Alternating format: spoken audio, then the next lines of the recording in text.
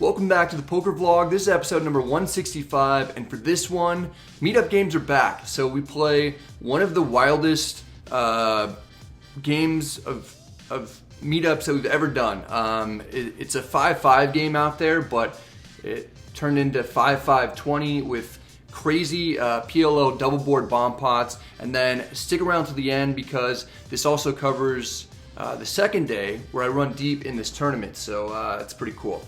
One announcement to make is that we've got brand new hoodies out just in time for summer. So bundle up with one of these, and they're soft and they're warm. I have a link down below in the description box to my merch store where you can get one. They come in a variety of different colors, and each purchase comes with this little thing that I signed just as a thank you.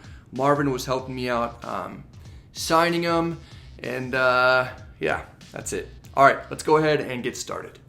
Welcome to Edinburgh, Texas, home of the first official meetup game since the pandemic began. We'll play some poker soon, but right now we're going to explore South Padre Island. A buddy of mine named Bob is nice enough to take Andrew and me. I played poker with Bob for years at Red Rock in Las Vegas. He moved to the Rio Grande Valley in 2017. Bob says he likes it out here, but something tells me that he misses it at least a little bit back in Vegas. Could be the fact that he still takes his Red Rock hat with him wherever he goes. After a short drive, we arrive at the beach and we're in good spirits. We're traveling again to play poker and we're living the dream. Feels great to soak in some sun. There's nothing like completely relaxing out by the water. And also by a bunch of tractors. After a full day of checking out the surrounding areas, it's time to get down to business. You ready? I'm ready, baby. We're at the Texas Card House to play in the Rio Grande Valley for the first time. We get a great turnout. The room is packed. We're playing 10-handed, 5-5 no limit. The max buy-in is initially $2,000, but then it's match the stack after that. I buy in for $1,000 to start, with plans to potentially add on after I get a feel for the game. Immediately, I see that there's a ton of action and it's playing huge. We're doing $20 button straddles almost every hand, which changes things up quite a bit. Instead of it being a 5-5 game, we're essentially playing 5-5-20.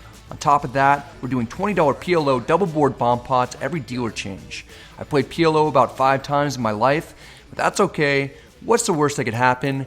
Let's do it. We've got a pocket pair with a suited ace in this one. It'd be great to smash both flops. The first one comes Jack 6-5 with 2 clubs. We've got the nut flush draw there. Second flop is Ace 8. We've got trips and a backdoor flush draw. That's pretty good with all things considered. The small blind bets 100. The under the gun player calls. I'm in middle position and certainly never folding. I raised to 500 in order to potentially get hands to fold that are beating me or have lots of equity on the top board. I'm fine with getting all my money in now if people want to battle. That's exactly what the player on my left wants to do. He shoves for slightly less than what I've got. The small blind jams, he has me covered. The under the gun player folds. I'm getting a lot to 1. No way I'm folding, but with this much action, I figure I could be drawing slim on the trip aces board, and I don't love my hand all that much anymore. Okay, call. I have 3 8s. It's not good for me. I've got... Oh, I'm up against a set of jacks on the first board and 8s full of aces on the second board. I need to make a flush, quads, or aces full of 9s in order to not get scooped. I'm not in great shape. Let's go flush one time. I might get smoked. I need a flush. no 9, no 4. Okay, it's clean. Take a deuce? Clean. Fuck. Yes. Top. Yeah, I win half. It's a bit of an embarrassing moment for me because I've clearly forgotten how to play PLO. I know that I bricked the first board, but I thought that I had aces full of 3s in order to win the second board. Unlike in Hold'em, you're forced to use exactly 2 of your whole cards, which means my actual hand on that board is trip aces with a 9 kicker and then an 8. I still lose to 8s full of aces, and I'm about to realize it. I have aces full up here. Oh, no, I don't. Damn it. All right, I got... You guys chop all my money? PLO. It's the worst. Make the blood? Yeah, of course. 15 minutes into the session, we're stuck a buy-in, but I couldn't have lost it to better people. They're very gracious and respectful winners down here in this area. Yeah! We got it! After adding on for $1,500, I pick up pocket 10s in middle position. There's a $20 button straddle on. Under the gun opens to 80.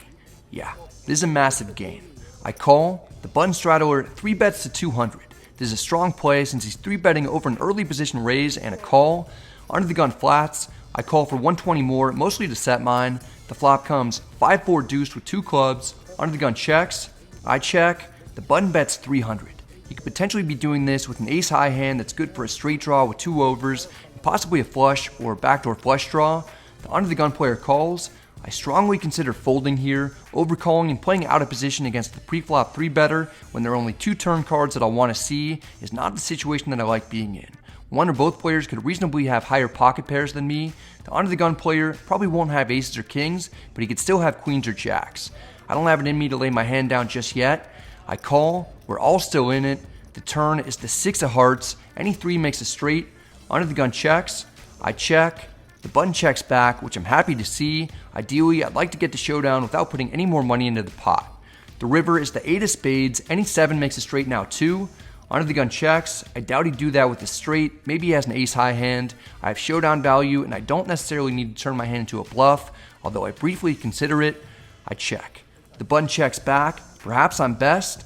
The button shows ace queen, good for nothing. Unfortunately, I get notched by the under the gun player. Ace time. Pocket jack. Nice hand. I've never heard of jacks. Might be some new slang term for jiggities or something.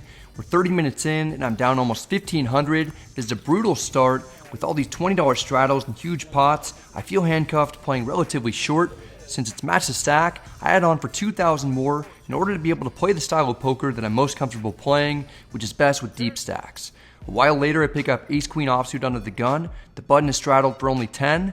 The blinds act first. The big blind calls for 5 more. He just got stacked and doesn't even have all of his new chips yet. I raised to 50 in order to isolate him. The hijack is one of the most active players at the table. He's been raising and 3-betting often. Here he 3-bets to 175. I'm not buying that he's getting premium hands as often as he's representing. The big blind might be on the same level as me. He 4-bet rips it for 480 total. 300 of it is behind, so he jammed with a mix of both real and invisible chips. Sure, he could have a strong hand like a premium pocket pair, but given the dynamics of the game and the fact that I have great card removal, making aces, queens, and ace-king a lot less likely, I expect the under-the-gun player to be tilt-shoving with a variety of hands that I'm ahead of, or at least flipping with. This jam is only for 48 big blinds anyway. As long as I'm not up against pocket aces, the worst case scenario is that I'll have around 30% equity. I don't want to call the all-in and have the player behind me call or 5-bet. Instead, I 5-bet to 900 in order to isolate the under-the-gun player. The hijack is deep in the tank for a long time. We finally send some rescue divers in to bring him out, and he folds. It's heads up with the under-the-gun player, and he definitely was not tilt-shoving. I hope I didn't get cooler nasty here. What do you got? Show it. Dallas. We're up against pocket kings. We're gonna need some luck. You guys know what time it is. On the count of 3, hit the like button if you want to see a big flop. Let's go. 1, 2, 3. The flop comes king 9-7 rainbow. We're up against top set and drawing nearly dead. I guess I should have specified that I wanted the big flop to be from my hand and not from my opponent's. Oh well. It's gonna be tough for me to win. Nice hand. Thank you. 470? 480. 480. Finally, we get to get some. Nice. I'm stuck 1800 when I pick up ace-queen offsuit once again. This time I'm under the gun plus 2. There's a $10 straddle on. The big blind limps in for 10. I raised to 50. This feeling is eerily similar to the previous hand we went over, even more so because the player on my left 3-bets to 200. I can't seem to find myself in one easy situation this session. The big blind folds. I'd probably fold this if I were in a Vegas 5-10 game. Here, there's a lot more light 3-betting, although this particular player on my left hasn't been that active. I call for an additional 150. We're heads up, out of position. The flop comes queen jack 10 rainbow. We've got top pair, top kicker, and a gut shot straight draw, but this isn't exactly one of the best hands I'll have on this board. Sometimes I'll have queens, jacks, or 10s. I could even occasionally have ace king for the straight. I check here. The opponent bets 200 again. I'm concerned that I could potentially be up against ace king, queens, maybe jacks, and aces or kings as well. It's too early to fold though. I call one time, hoping for a king. The turn is an 8. Any 9 makes a straight. I'm not worried about that so much. I check. This time, the opponent increases his bet size. He makes it 400. I'm over this hand. I fold. I could very well have been drawing dead to a chop or just a few outs. At minimum, I expect to be up against an overpair when he fires for 2 bullets. the opponent is nice enough to show that he had us beat. I'm getting absolutely destroyed. I'm in for 4,500 total. I'm stuck about 2,800 on the session, and it's time for another $20 PLO double board bomb pot. We've got kings with jack 7 and no suit with 7 of us in there. We're in middle position, the flops come out. We don't connect too hard with either board, but at least we have an overpair to each and have some sets blocked. Under the gun +1 bets the pot. Folding is reasonable since I don't know where I'm at. I have several players behind me, and I don't have a ton of potential to make the nuts on either board. I disregard all those factors and call anyway because I'm a renegade, and by that, I mean a fish. The hijack calls as well. Everyone else folds. We're going 3 ways to the turn. The king of diamonds comes out on the top board, giving us the stones there. The second turn is the queen of diamonds, which doesn't help us at all. Under the gun +1 decreases the bet size to 100. He must not like his hand too much after getting called in 2 spots. I'm definitely not allowing my opponents to see the river for that price. Bet the pot.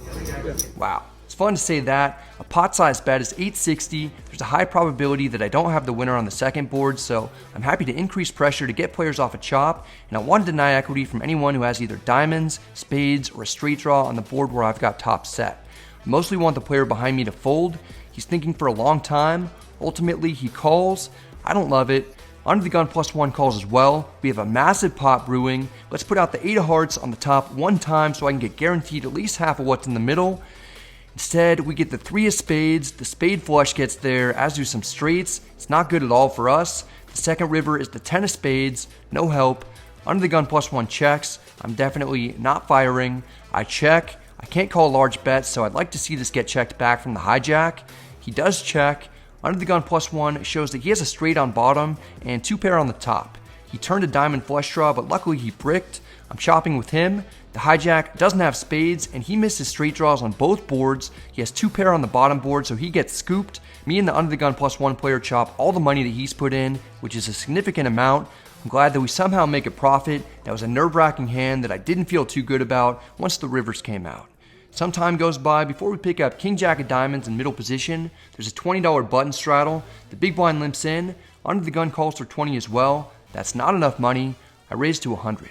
The big blind and under the gun both call. We're going 3 ways to the flop. In position comes queen 9-8 with 2 clubs. We've got a gutter and 1 over. The big blind surprisingly takes a $100 chip off the top of his stack and leads into the rest of us. The under the gun player folds. I'm getting a good price with a draw to the nuts and big implied odds. I call 1 time. We're heads up. The turn is the miracle 10 of diamonds. We get the 3 outer for the best hand possible. The big blind isn't worried about there being 4 to the straight on the board. He fires for 200. I'm definitely not going to slow play this. I want to get as much money in now as I can. I slide in a raise to 500. Maybe it'll induce a bluff shove or a shove from my opponent if he's holding one of the other 3 jacks. Everything goes exactly according to plan. I immediately call the jam for 1780 effective. The big blind has me covered and we're not chopping. The opponent shows that he has jack 9 of clubs. He flopped middle pair and a straight flush draw. We both got there on the turn, but I've got the winner as long as there's no club or king on the river. It's a pot of over $4,000 and we're only running it once, so there's max pain for one of us. If I lose, I'll be stuck 4,500 on the night, and if I win, I'll be close to even. The river is the jack of spades. There's a straight on board, but I've got the king high straight to win it all. Nothing had been going my way tonight, but finally we're on the right side of a cooler. After verifying the count of my stack, the biggest pot of the night is headed our direction. Everything has changed quickly. I'm still down, but for this game, it's a small amount of less than 500. I'm hoping to keep the momentum going. We're doing another PLO double board bomb pot. 8 of us are in for 20 each. We've got a pair of 6s with a suited ace and a 10. We're in the hijack and we completely destroy the first flop. When it comes 9-6 deuce with 2 clubs, we have middle set and the nut flush draw. The second flop comes jack 7-7 with 2 hearts. We have almost nothing on bottom. To avoid a chop, we're gonna have to apply max pressure. I bet the pot, which I need help determining the amount of because I don't remember how many players are in. What is the pot? Yeah, 180. Evidently, the dealer has trouble remembering too. We're off by $20 initially. There's a lot going on in these hands, so it's tough to keep track of everything. The button calls, then the dealer realizes his mistake and corrects it, so the bet is 160. It's heads up, we're out of position. The top turn is the deuce of spades. We have a full house. The bottom turn is another jack. We still have almost nothing there. We're likely chopping. I keep the foot on the gas to try and get a fold from the opponent.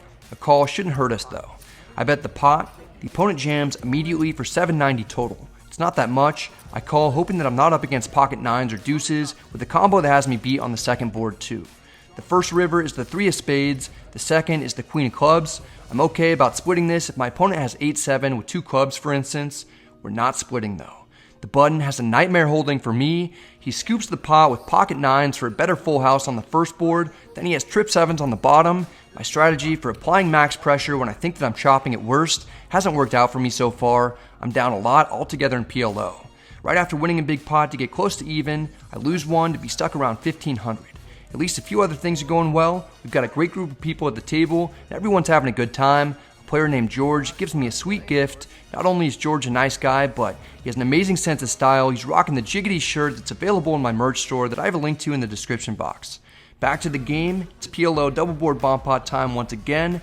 Certainly not by my choice. I'd be happy to maybe never play this ever again going forward.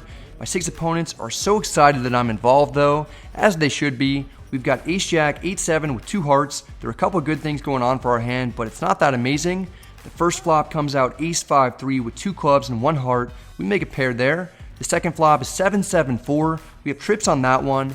I've got what I believe is a solid hand, and I bet 125. The way things have been going for me in these situations, surely someone's going to have pocket 4s with a deuce to beat me on both boards. The hijack and cutoff call. We're going 3 ways to the turn out of position. The top turn is the 5 of diamonds. The bottom turn is the 9 of hearts. We pick up a gutter there.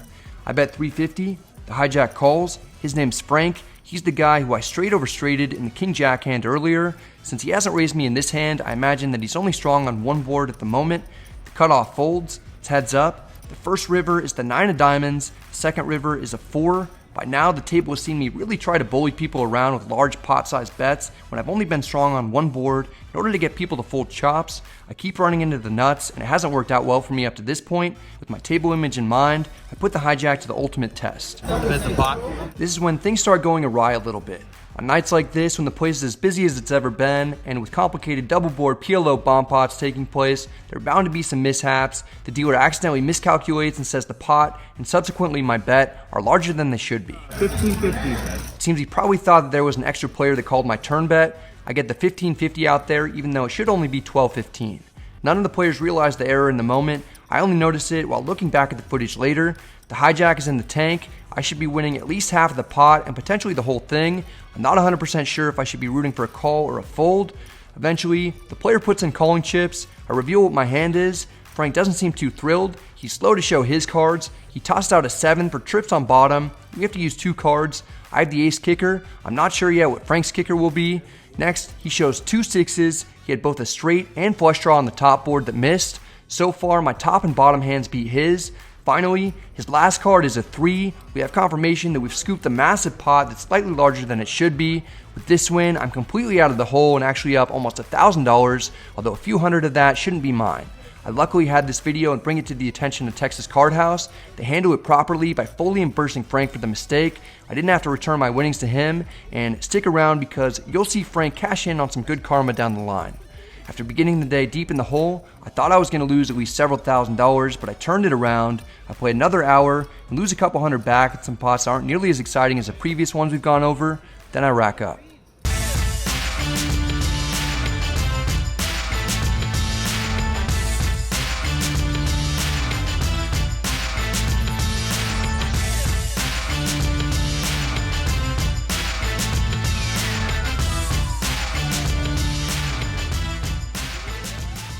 Played for a little over 7 hours. I was in for 4,500. I was stuck 2,800 right away, and I just thought I was going to get absolutely annihilated.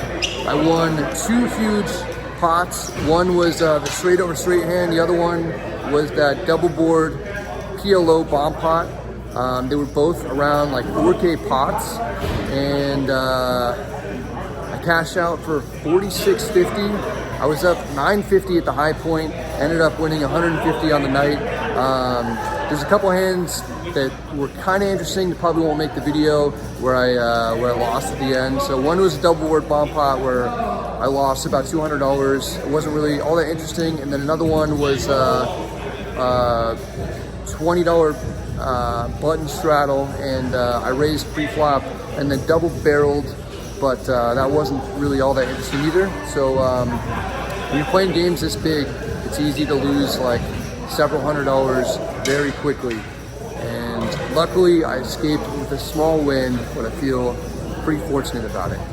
The next day, we played a $300 buy-in tournament that I only plan to give Instagram updates about. I'll include all those IG updates at the very end of the video if anyone's interested in seeing the journey of how I made it to the final table. There were 54 players that entered. The guarantee was $10K, but we shattered that. The top 5 people make the money. It's $4,200 for first place, plus an entrance to play for a $12,000 cruise package. In addition to this prize pool, I have 2 last longers going. One is for $100 heads up that I've already won. The other is also for $100, but 14 people entered it, and 4 of those 14 people made the final table. The structure is quick. I knock out 3 short stacks. I'm the chip leader with 6 left, and look who also made it. My friend Bob is on my left. To Bob's left is Frank, who lost 2 pots of around $4,000 each to me in cash games the day before, including one in which he lost a few hundred more than he should have. We get a view of the rest of the table here. Tony's on the button with the shortest stack. He's the last person left other than me in the $1,400 last longer. He has a few big blinds. Still, he's right in there with the rest of us. I'm the current chip leader and I have less than 10 big blinds. There's not a lot of play that anyone has. Whoever wins is gonna have to run good. I end up doing a chop with Tony to lock up 1,000 of the $1,400 last longer. And he gets the remaining 400. Tony's getting about a quarter of it. Tony would get some key double ups, then Bob gets eliminated in 6th. We all agreed beforehand to give 6th $100 from places 1 through 4's prize money, so at least Bob made a profit on the day. All right, Bob. Good game, guys. Good playing with you, man. Nice play. Good game, guys. With only 4 players left, I still have the chip lead and look down at Jack 10 offsuit in the small blind. It folds to me. The big blind Frank only has 7 big blinds in a stack. I have 8.5 big blinds. I shove to hopefully take it down pre-flop. Frank looks at his cards and then he calls. He has ace-4 suited. This is by far the largest pot of the tournament. Whoever wins can somewhat coast because the other 2 stacks are quite a bit smaller. The flop comes ace-high. It's not good for us. We do have gut shot straight draw at least. There's a decent rail at this point and a lot of excitement. I'll just let this run. Queen. No queen. No queen. No queen. No queen. Oh, shit. So Frank.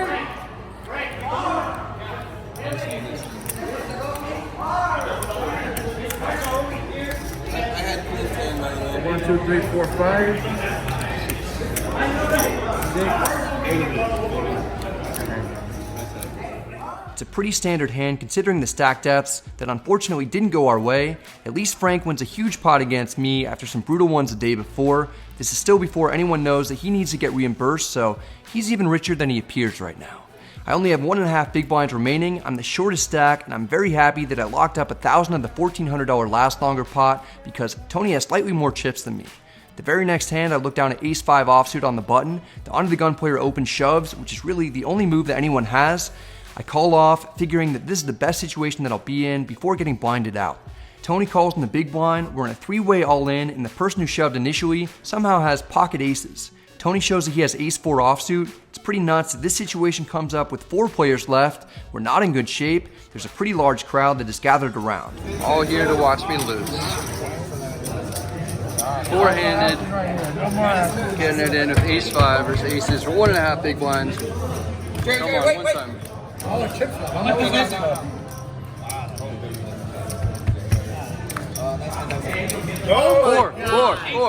Four. Nice hand, nice hand. All right. We lose and actually get 4th for a $950 payout. Tony has more chips than me to start the hand, so he got 3rd and would have won the entire $1,400 last longer had we not made a deal. It would have been great to have gotten 1st, but I'm happy with how I played and to have made money both days at the Rio Grande Valley, Texas card house. I met a lot of cool people and had a blast hanging out with everyone. That's it for this one, guys. I hope you enjoyed it. If you did, please remember to hit the like and subscribe buttons. It helps out the channel quite a bit, and I definitely appreciate it. If you have any questions or comments, feel free to let me know in the comment section, and I'm happy to get back to you. Big thanks goes out to the Texas Card House in the Rio Grande Valley. We had a blast out there. It was cool to hang out with everybody and play and to make it deep in that tournament. So I've actually cashed in 2 tournaments in a row. I got 30th out of 867 people in a $600 Venetian event. First place was like 89,000, and